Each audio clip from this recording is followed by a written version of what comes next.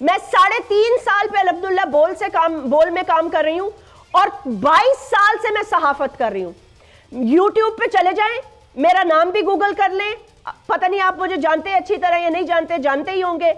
और आप मेरा पिछले 2.5-3 साल के शो और ट्रांसमिशंस देख लें कि अगर कोई ऐसा मेरा शो ऑन एयर गया हो जिसमें पीटीआई का बंदा ना हो, और मुझे ना कभी मैं आपसे ये ऑन एयर वादा कर रही हूं, वादा नहीं करी मैं, झूठ नहीं बोल रही, मुझे कभी एजेंसी की कॉल नहीं आई, मुझे कभी मेरी मैनेजमेंट ने नहीं कहा कि पीटीआई का बंदा तुम्हारे शो में नहीं आएगा। मैं ये हल्फन आपको बता रही हूं, मेरे सारे शोज यूट्यूब पे मौजूद है।